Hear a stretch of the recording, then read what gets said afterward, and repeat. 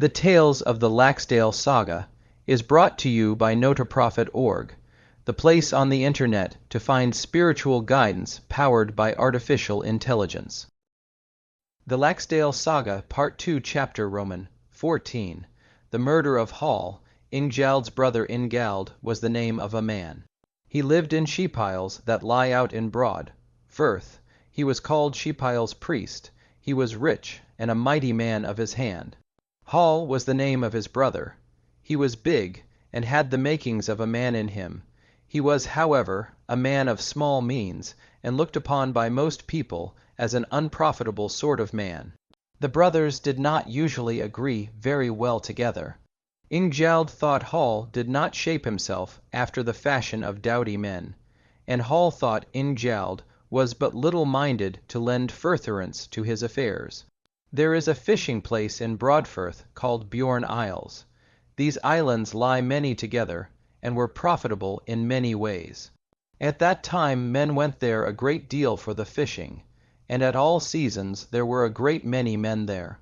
Wise men set great store by people in outlying fishing stations living peacefully together, and said that it would be unlucky for the fishing if there was any quarreling, and most men gave good heed to this. It is told how one summer Hall, the brother of Ingjald, the Sheepisles priest, came to Bjorn Isles for fishing. He took ship as one of the crew with a man called Thorolf. He was a Broadfirth man, and was well, nigh a penniless vagrant, and yet a brisk sort of a man. Hall was there for some time, and palmed himself off as being much above other men. It happened one evening when they were come to land, Hall and Thorolf, and began to divide the catch, that Hall wished both to choose and to divide, for he thought himself the greater man of the two. Thorolf would not give in, and there were some high words, and sharp things were said on both sides, as each stuck to his own way of thinking. So Hall seized up a chopper that lay by him, and was about to heave it at Thorolf's head, but men leapt between them and stopped Hall. But he was of the maddest, and yet unable to have his way, as at this time the catch of fish remained undivided. Thorolf betook himself away that evening, and Hall took possession of the catch that belonged to them both, for then the odds of might carried the day. Hall now got another man in Thorolf's place in the boat, and went on fishing as before. Thorolf was ill, contented with his lot, for he felt he had come to shame in their dealings together. Yet he remained in the islands with the determination to set straight the humble plight to which he had been made to bow against his will. Hall, in the meantime, did not fear any danger, and thought that no one would dare to try to get even with him in his own country. So one fair weather day it happened that Hall rowed out, and there were 3 of them together in the boat. The fish bit well through the day, and as they rowed home in the evening they were very merry. Thorolf kept spying about Hall's doings during the day, and is standing in the landing place when Hall came to land. Hall rowed in the forehold of the boat, and leapt overboard, intending to steady the boat. And as he jumped to land, Thorolf happens to be standing near, and forthwith hews at him, and the blow caught him on his neck against the shoulder, and off flew his head.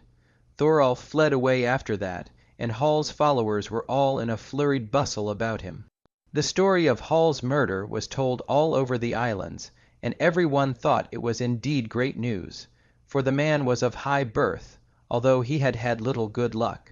Thorolf now fled from the islands, for he knew no man there who would shelter him after such a deed, and he had no kinsmen he could expect help from, while in the neighborhood were men from whom it might be surely looked for that they would beset his life, being moreover men of much power, such as was Ingjald, the Sheepisles priest, the brother of Hall. Thorolf got himself ferried across to the mainland. He went with great secrecy. Nothing is told of his journey, until one evening he came to Goddistead. Vigdis, the wife of Thord was some sort of relation to Thorolf, and on that account he turned towards that house. Thorolf had also heard before how matters stood there, and how Vigdis was endowed with a good deal more courage than Thord, her husband. And forthwith the same evening that Thorolf came to Goddistead, he went to Vigdis to tell her his trouble, and to beg her help. Vigdis answered his pleading in this way: I do not deny our relationship, and in this way alone I can look upon the deed you have done, that I deem you in no way the worser man for it. Yet this I see, that those who shelter you will thereby have at stake their lives and means, seeing what great men they are who will be taking up the blood. Suit, and Thord. She said, My husband is not much of a warrior, but the counsels of us women are mostly guided by little foresight if anything is wanted. Yet I am loath to keep aloof from you altogether, seeing that, though I am but a woman, you have set your heart on finding some shelter here. After that, Vigdis led him to an outhouse, and told him to wait for her there, and put a lock on the door. Then she went to Thord and said, A man has come here as a guest named Thorolf.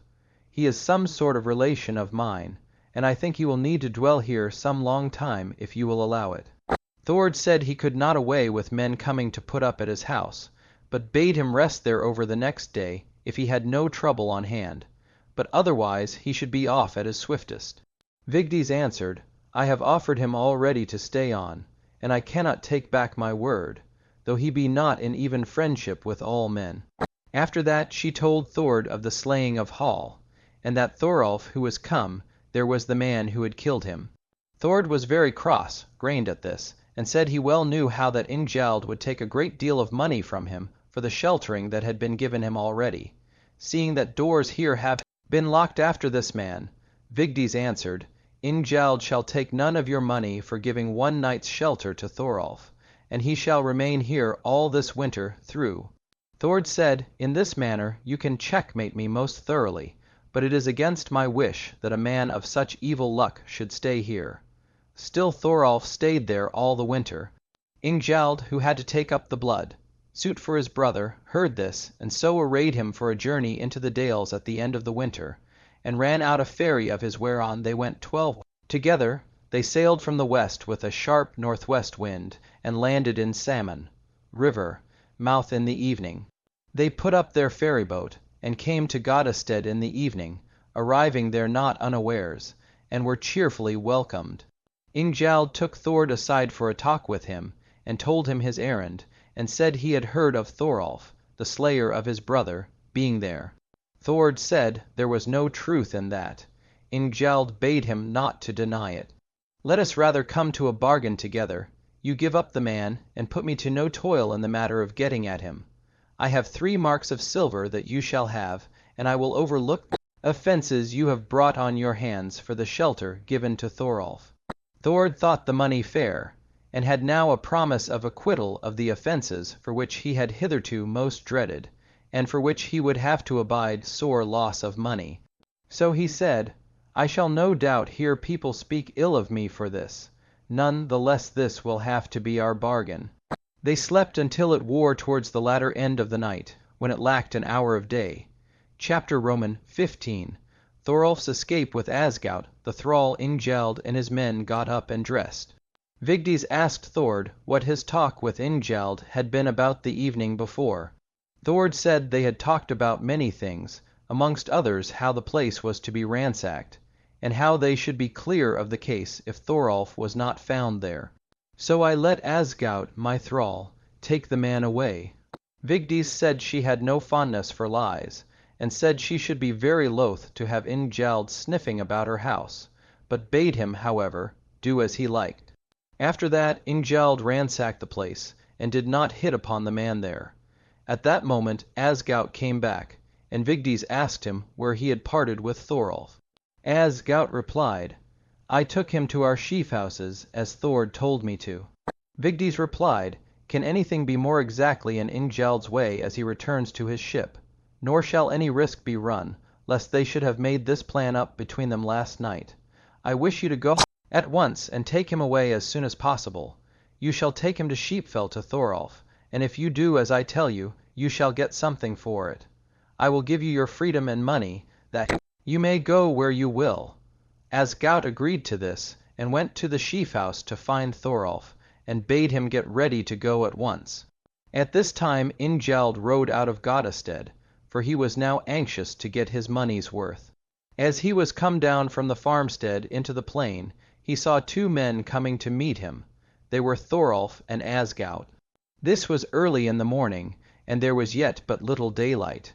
Asgaut and Thorolf now found themselves in a hole, for Ingjald was on one side of them, and the Salmon River on the other. The river was terribly swollen, and there were great masses of ice on either bank, while in the middle it had burst open, and it was an ill-looking river to try to ford. Thorolf said to Asgaut, "It seems to me we have two choices before us. One is to remain here and fight as well as valor and manhood will serve us, and yet the thing most likely is that Ingjald and his men will take our lives without delay, and the other is to tackle the river, and yet that, I think, is still a somewhat dangerous one." Asgaut said that Thorolf should have his way, and he would not desert him, whatever plan you are minded to follow in this matter. Thorolf said, "We will make for the river, then."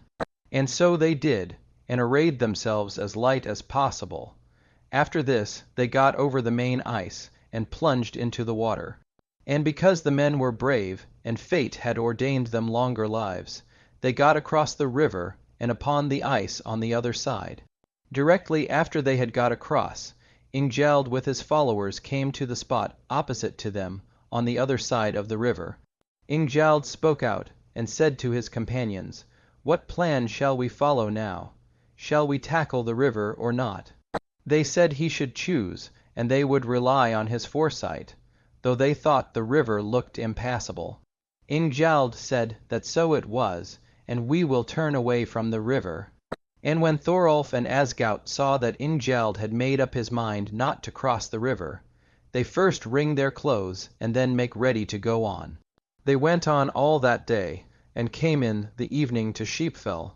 They were well received there, for it was an open house for all guests, and forthwith that same evening Asgaut went to see Thorolf Rednose, and told him all the matters concerning their errand, how Vigdis, his kinswoman, had sent him this man to keep in safety.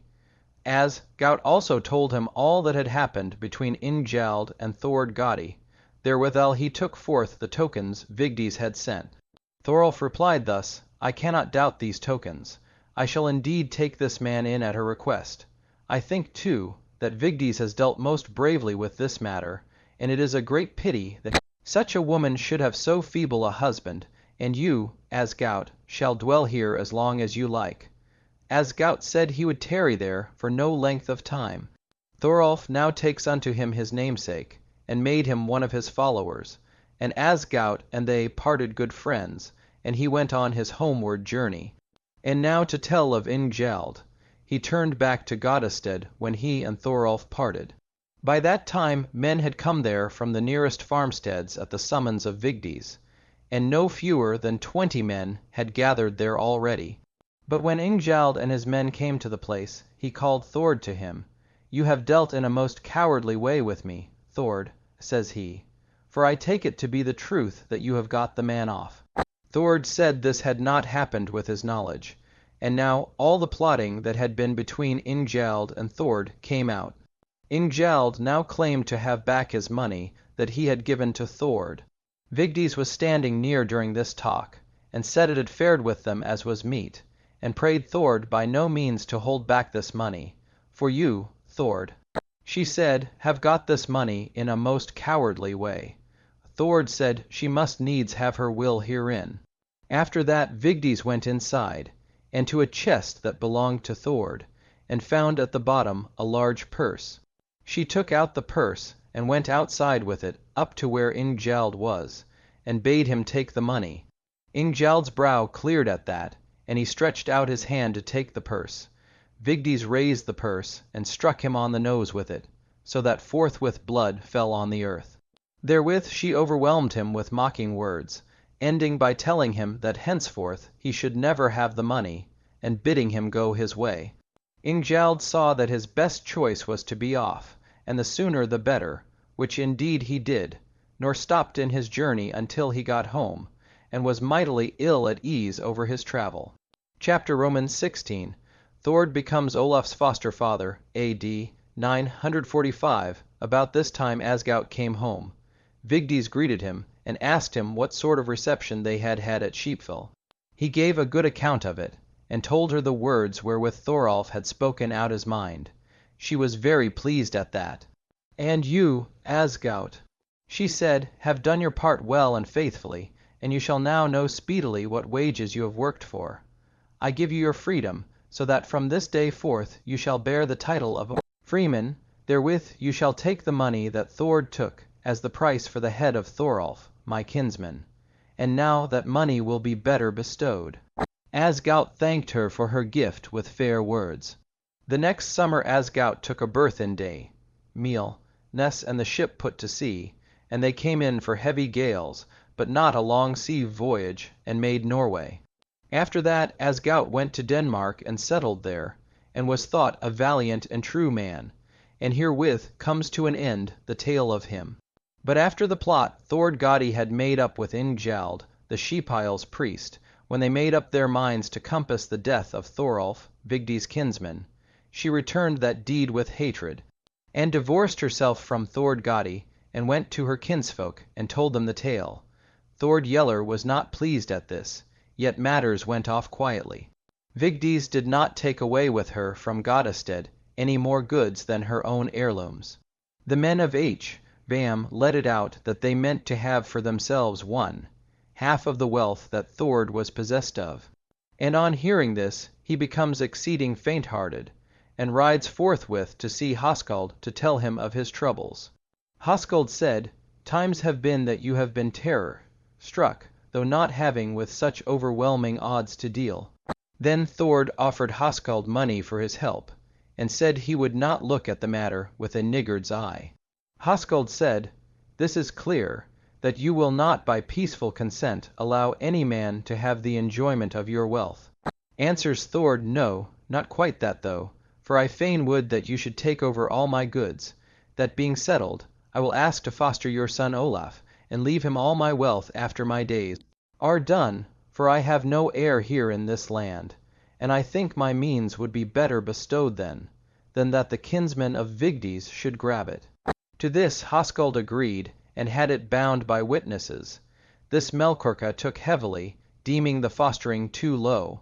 Hoskald said she ought not to think that, for Thord is an old man, and childless, and I wish Olaf to have all his money after his day, but you can always go to see him at any time you like. Thereupon Thord took Olaf to him, 7 years old, and loved him very dearly. Hearing this, the men who had on hand the case against Thord Godi thought that now it would be even more difficult than before to lay claim to the money. Hoskald sent some handsome presents to Thord Yeller, and bade him not be angry over this, seeing that in law they had no claim on Thord's money, inasmuch as Vigdis had brought no true charges against Thord, or any such as justified desertion by her.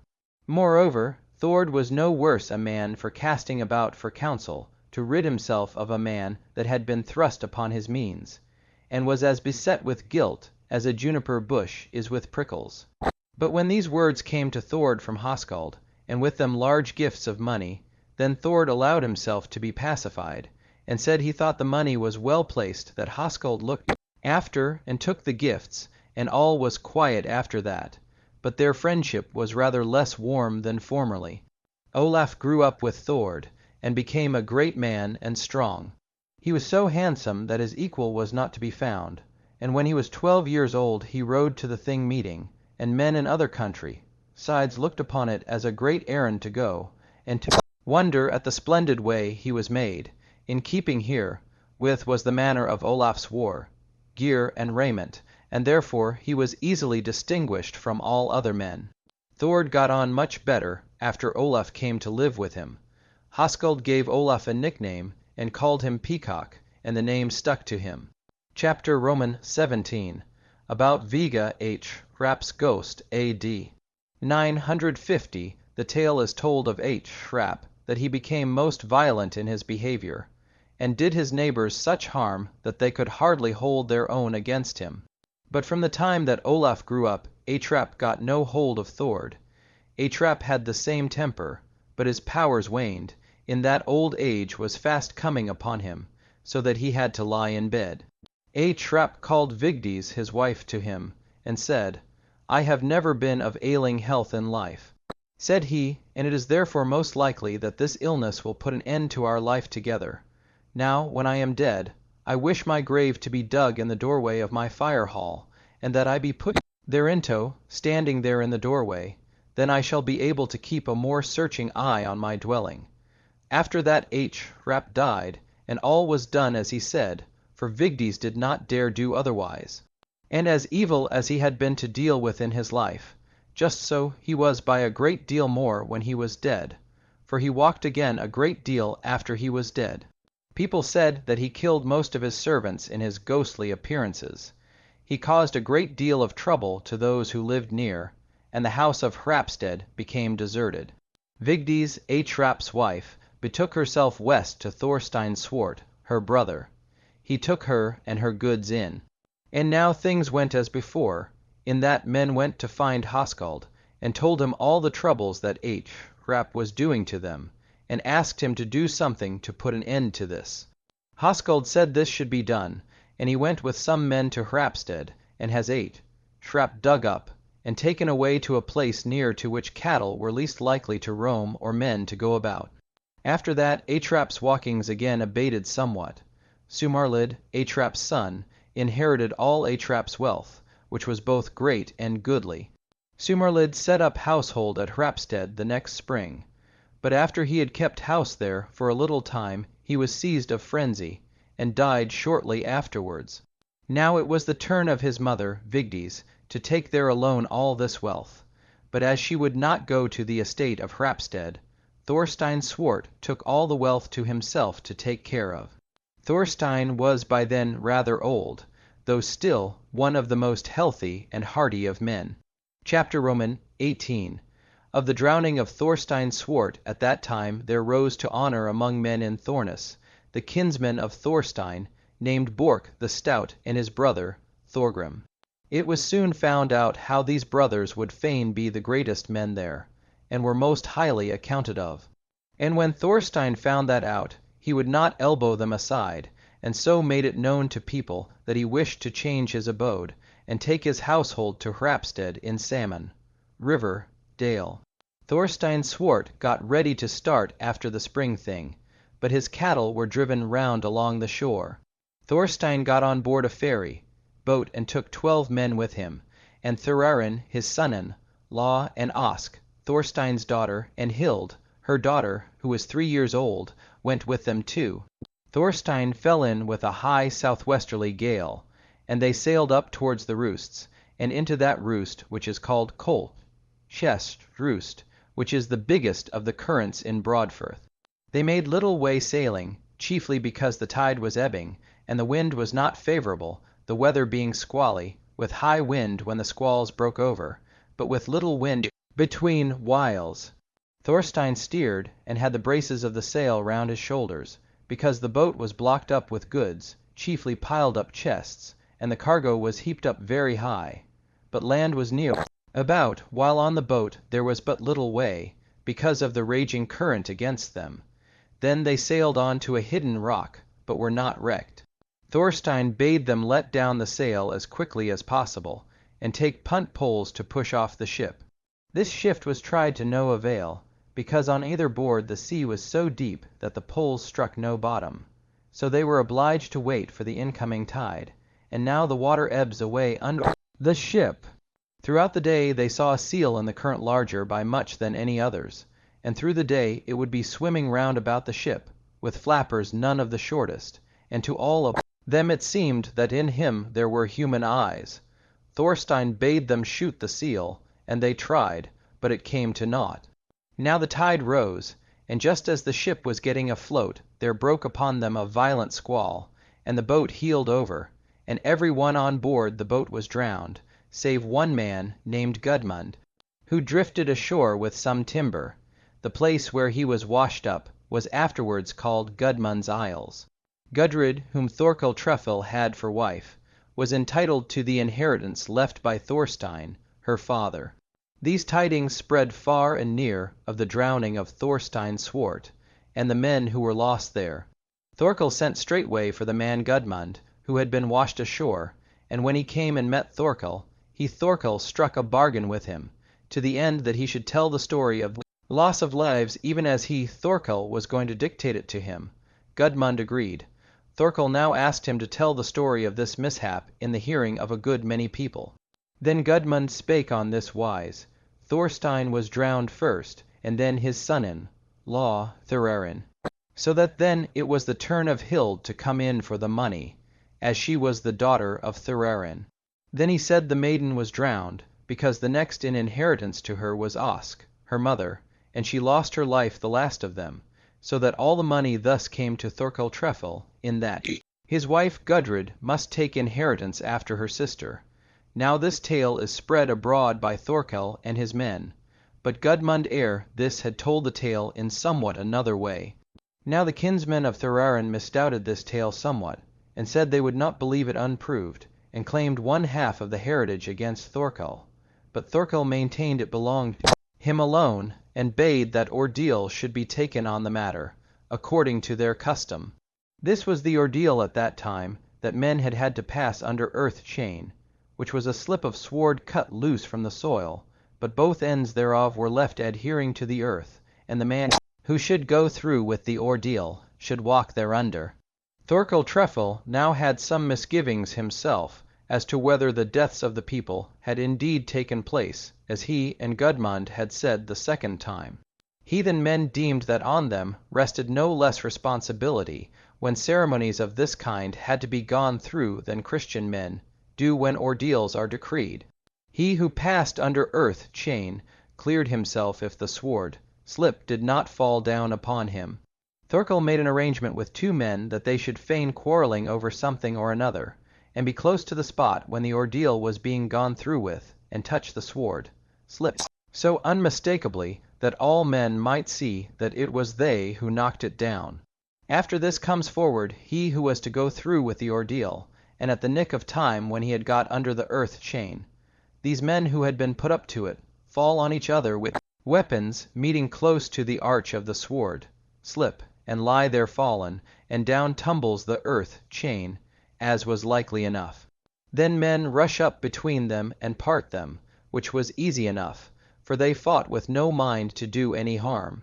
Thorkel Treffel then asked people as to what they thought about the ordeal, and all his men now said that it would have turned out all right if no one had spoilt it. Then Thorkel took all the chattels to himself, but the land at Hrapstead was left to lie fallow. Chapter Roman 19. Hrut comes to Iceland now of Asgaut. It is to be told that his state is one of great honor, and that he is a great chieftain. He had in his keep a great deal of money that belonged to his half-brother, Hrut, Herjolf's son. Many men would have it that Asgaut's means would be heavily cut in, to, if he should be made to pay to the full the heritage of his Hrut's mother. Hrut was of the bodyguard of King Harald, Gunhild's son, and was much honored by him, chiefly for the reason that he approved himself the best man in all deeds of manly trials, while, on the other hand, Gunhild, the queen, loved him so much that she held there was not his equal within the guard, either in talking or in anything else.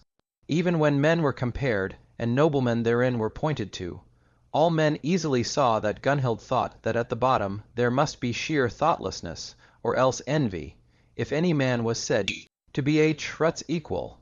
Now, inasmuch as Hrut had in Iceland much money to look after, and many noble kinsfolk to go and see, he desired to go there, and now arrays his journey for Iceland.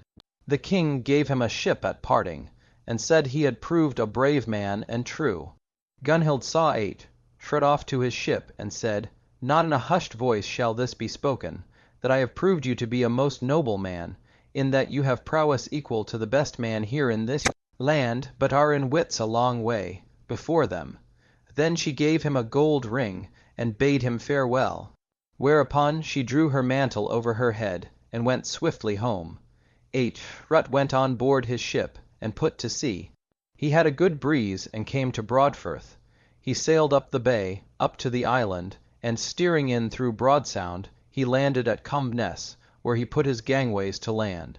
The news of the coming of this ship spread about, as also that Hrut, Herjolf's son, was the captain. Asgaut gave no good cheer to these tidings, and did not go to meet Hrut. Hrut put up his ship, and made her snug. He built himself a dwelling, which since has been called Combness. Then he rode to see Hoscald, to get his share of his mother's inheritance. Hoscald said he had no money to pay him, and said his mother had not gone without means out of Iceland when she met with Herjolf.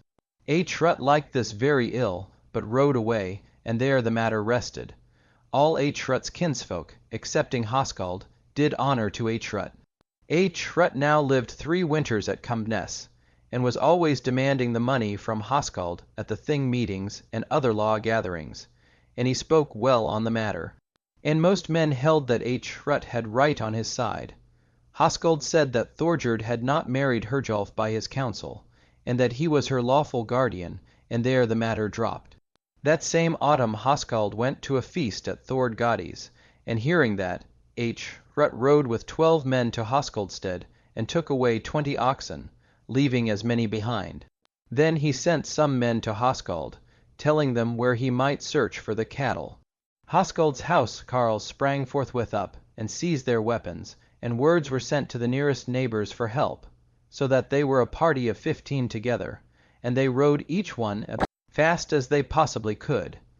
Trut and his followers did not see the pursuit till they were a little way from the enclosure at Combness, and forthwith he and his men jumped off their horses, and tied them up, and went forward unto a certain sandhill.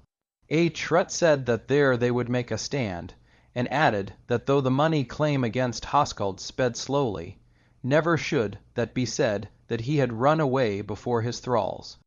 Trut's followers said that they had odds to deal with. Trut said he would never heed that, said they should fare all the worse the more they were in number.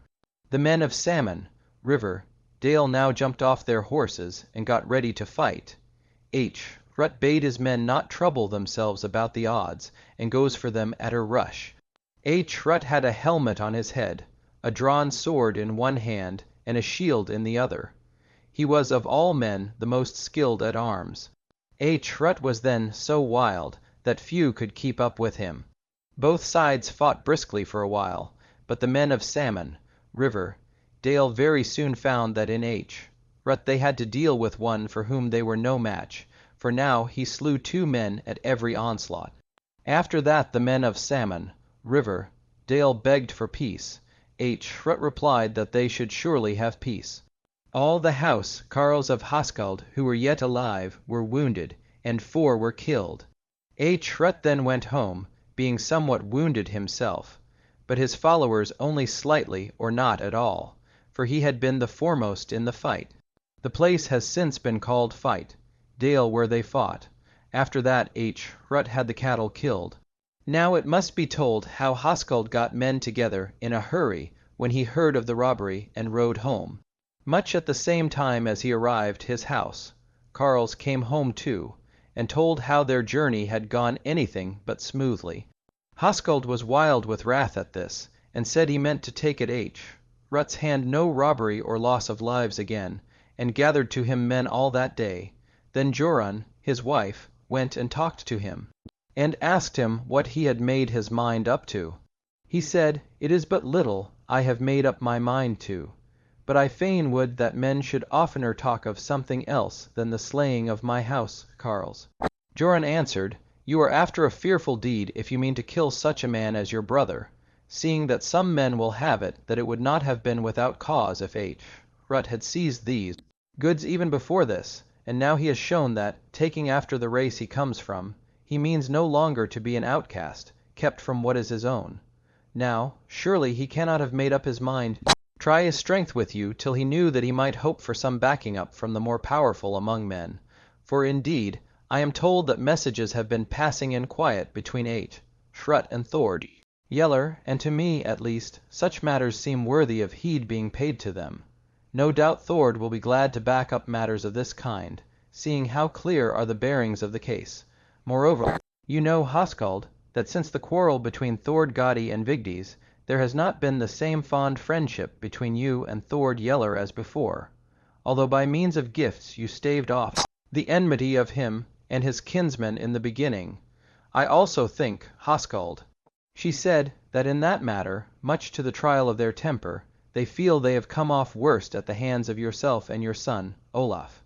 Now this seems to me the wiser counsel, to make your brother an honorable offer, for there a hard grip from greedy wolf may be looked for. I am sure that Hrut will take that matter in good part, for I am told he is a wise man, and he will see that would be an honor to both of you.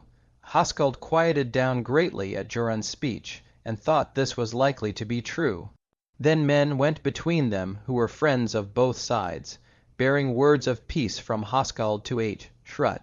Hrut received them well, and said he would indeed make friends with Hoscald, and added that he had long been ready for their coming to terms as behoved kinsmen, if but Hoscald had been willing to grant him his right.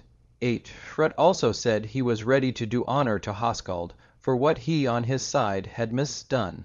So now these matters were shaped and settled between the brothers, who now take to living together in good brotherhood from this time forth. Hrut now looks after his homestead, and became mighty man of his ways. He did not mix himself up in general things, but in whatever matter he took a part, he would have his own way. Hrut now moved his dwelling, and abode to old age at a place which now is called Hrutstead. He made a temple in his home field, of which the remains are still to be seen. It is called Troll's Walk now, and there is the high road. Hrut married a woman named Un, daughter of Mord Fiddle. Un left him, and thence sprang the quarrels between the men of Salmon, River, Dale, and the men of Fleetlythe. Hrut's second wife was named Thorbjorg. She was Armod's daughter. Hrut married a third wife, but her we do not name. Hrut had 16 sons and 10 daughters by these 2 wives, and men say that one summer Hrut rode to the Thing meeting, and 14 of his sons were with him. Of this mention is made, because it was thought a sign of greatness and might. All his sons were right goodly men. Chapter Roman 20. Melkorka's marriage and Olaf the Peacock's journey. A.D. 955. Hoscald now remained quietly at home, and began now to sink into old age, and his sons were now all grown up.